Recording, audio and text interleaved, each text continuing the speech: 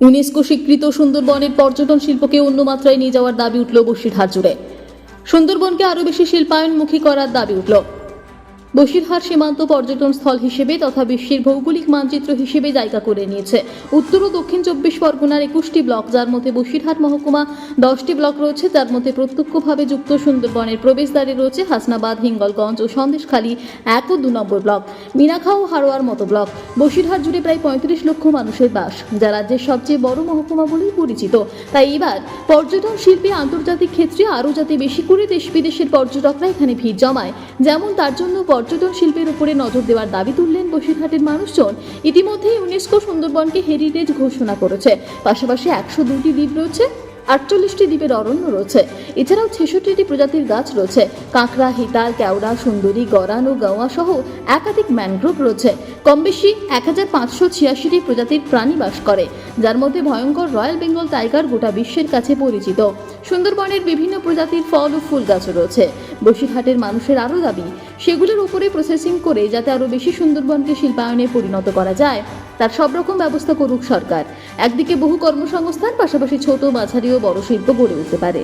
এছাড়াও অনুসারে শিল্পের মধ্য দিয়ে বহু প্রান্তিক মানুষের রুজি রোজগার মধ্য দিয়ে জীবিকা অর্জন করতে পারবে।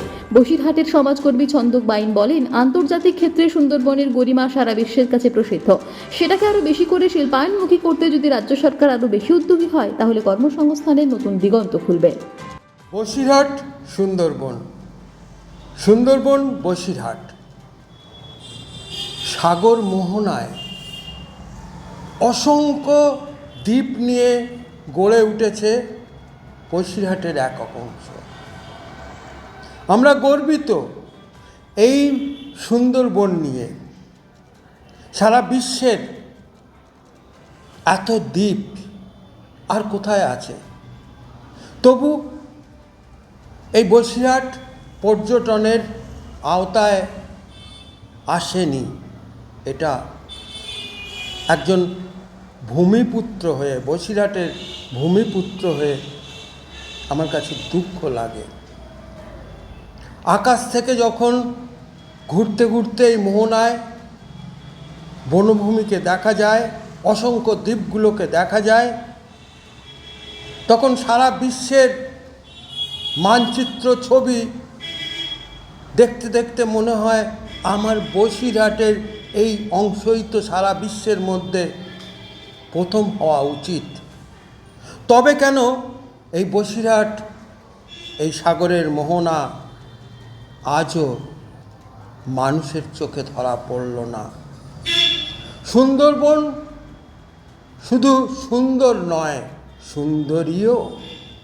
কারণ এখানে বনজ সম্পদ যেমন প্রচুর, তেমনি অসংখ্য খাঁড়ি, অসংখ্য দ্বীপের মাঝে যে জলাভূমি সংলগ্ন দৃশ্য, সেই দৃশ্য কিন্তু অতি মনোরম। তাই সকলের কাছে আমাদের অনুরোধ, আমরা যারা এই বনভূমির বিভিন্ন দিকে গিয়ে খবর করি, আমরা বুঝতে পারি যে এই বসিরহাট সংলগ্ন এই সুন্দরবন কত সুন্দর এবং কত সুন্দরী। তাই অবিলম্বে পশ্চিমবঙ্গের এই অংশকে পর্যটনের আওতায় এনে সুন্দর করে গড়ে তোলা এবং পর্যটকদের চোখের সামনে ভাসিয়ে দেওয়া আমার মনে হয় ভারতের কাশ্মীর, দার্জিলিংয়ের পরে কিন্তু এই সুন্দরবনই হবে শ্রেষ্ঠ পর্যটন কেন্দ্র। নমস্কার। নতুনভাবে আরও ম্যানগ্রোভ লাগানো উচিত, রাস্তাঘাট দরকার যাতে পর্যটন শিল্পে আরও বাড়ে, নতুন রিসর্ট বানানো উচিত যাতে কর্মসংস্থান বাড়ে এবং যাতে এলাকার উন্নয়ন হয়। আমাদের এখানে সুন্দরবনের ম্যাক্সিমাম লোক যারা বাইরে কাজ করে, তাদের এখানে অর্থনৈতিক উন্নয়ন হলে তারা সবাই সুন্দরবন এলাকাবাসী উন্নত হবে। মানে আর কি কি চাই আপনাদের?